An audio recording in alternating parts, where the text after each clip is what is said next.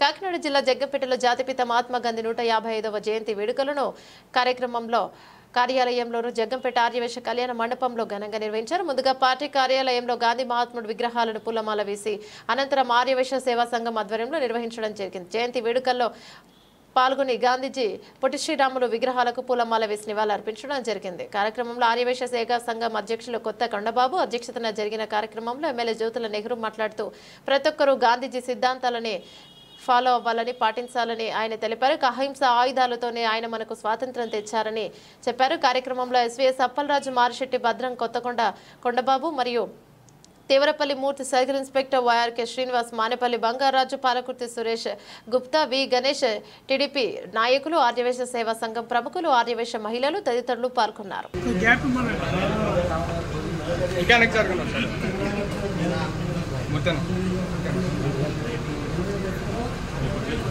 ఒకసారి అందరు నుంచోండి, అందరు పూలేసండి.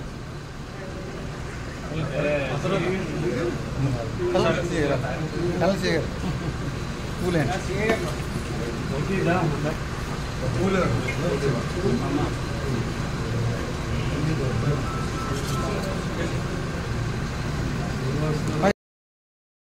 ఎంతోమంది విప్లవీరులు ప్రాణాలు త్యాగం చేయడం జరిగినటువంటి పరిస్థితులు ఉన్నాయి.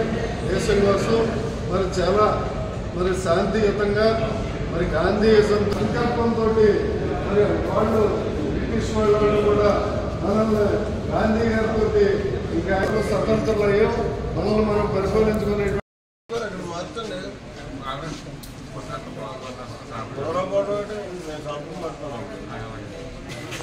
ఏమవుతారా వ్యాపారాలు చేసేస్తుంటారు.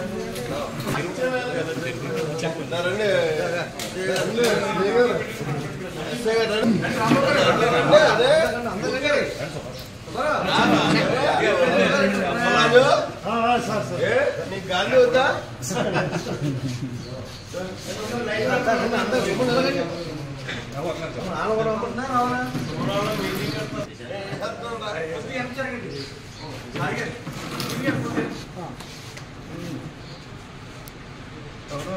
చూడు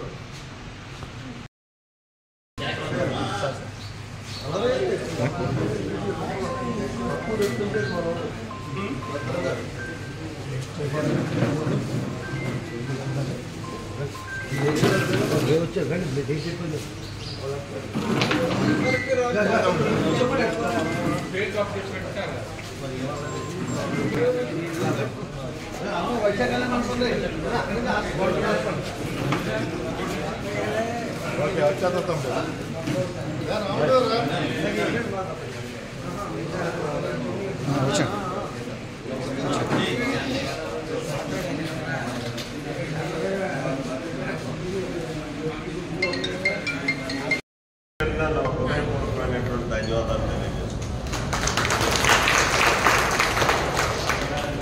ఈరోజు ఒక భారతదేశానికే కాకుండా ప్రపంచానికి కూడా పర్వదినం. ఎందుకు నేను ఈ మాట అంటున్నానంటే, దృఢమైనటువంటి సంకల్పంతో ఏ వ్యక్తి అయినా ఒక నిర్ణయం తీసుకుని కార్యక్రమం తీసుకుంటే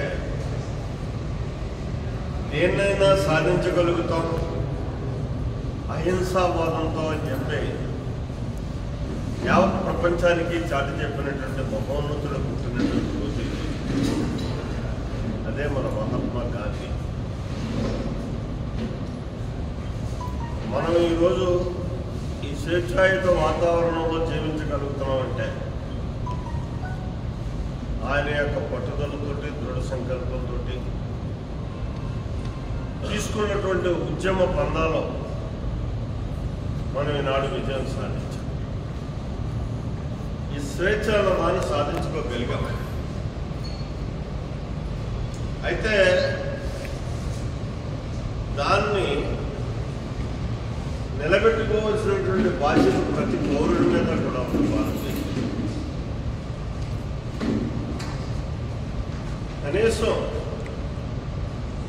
రోజుకు ఒక్కరోజు, సంవత్సరానికి ఒక్కరోజు, ఈ అక్టోబర్ 2వ తారీఖునైనా సరే ఆయన పుట్టిన సందర్భంగా మన భారతదేశంలో ఉన్నటువంటి ప్రతి ఒక్కరు మనస్ఫూర్తిగా ఆయన నమ్మినటువంటి సిద్ధాంతాన్ని అవలంబించి ఆ ఒక్కరోజు మన నడవడికను నడపగలిగింది.